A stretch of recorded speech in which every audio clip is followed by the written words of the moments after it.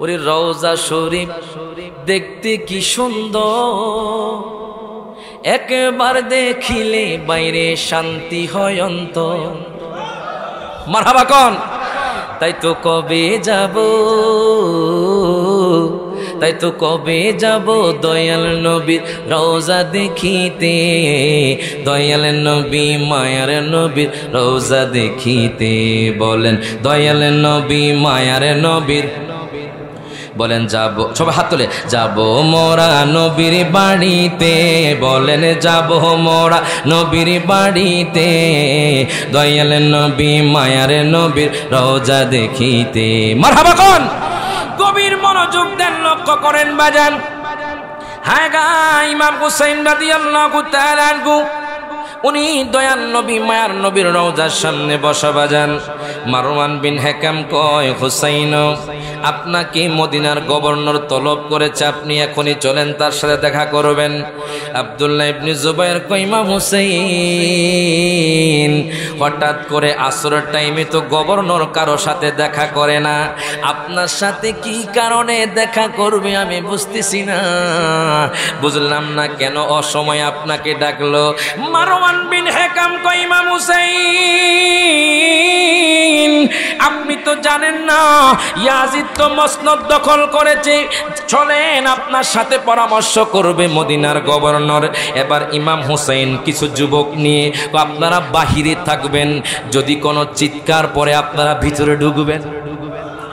ইমাম হুসাইন আসরের টাইমে মদিনার গভর্নর ওলীদ ইবনে উকবার ঘরে গেলেন, ডাক দিয়া কো, হুজুর কি হয়েছে, আপনি কেন অসময়ে আমাকে তলব করলেন?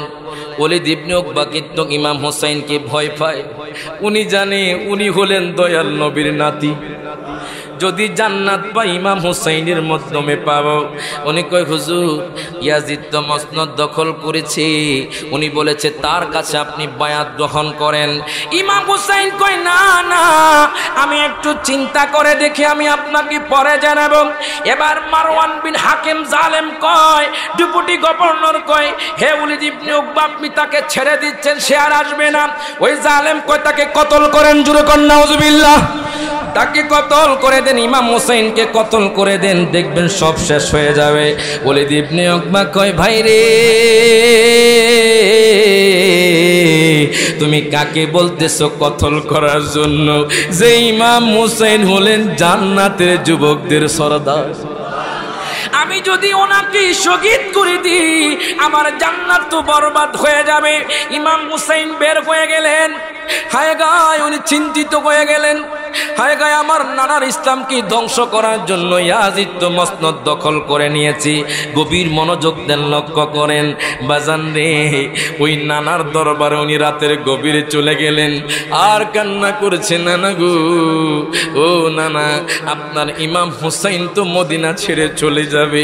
জানেননি নানা কষ্ট করছি মদিনা ছাড়তে, আমার স্মৃতিগুলো মনে পড়ে যাচ্ছে নানা, আপনি গোড়া গতেন আমি সাওয়ারি হতাম, ও নানা আমি এই মদিনা ছাড়তে পারছি না নানা। কান্না করতে করতে করতে করতে ইমাম হুসাইনের চোখের মধ্যে ঘুম চলে আসলো। আমার নবী কয়, হুসাইন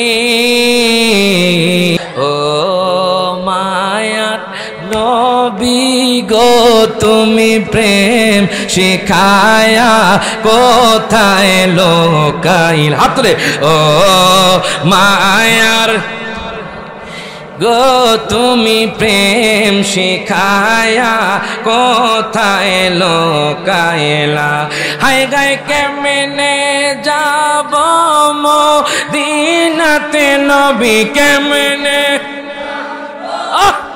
দিনাতে নবী স্বপ্নে এসে বলো না তুমি প্রেম শিখায়া কোথায় লোকাইলা, হায় গায় গভীর রাতে ডাকি গো নবীজি, গভীর ডাকি গো নবী স্বপ্নে এসে দিদার দেখাও না তুমি প্রেম শিখায়া কোথায় লোকাই, হাত তুলে, ও মায়ার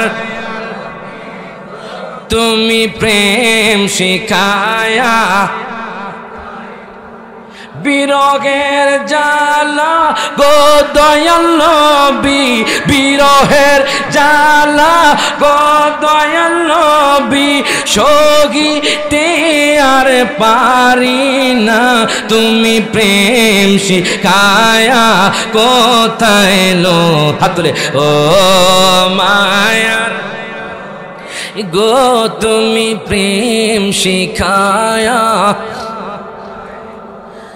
বাজান শহীদ করা হয়ে গেছে, ইমাম হুসাইন রওনা দিলেন। আল্লাহু আকবার কোন চলবে চলবে আর আনকমন কেরামত আছে, মারহাবা কয় না না চলে উঠে বাজান কোন যান কয়ও প্রস্তাব করবে নাকি?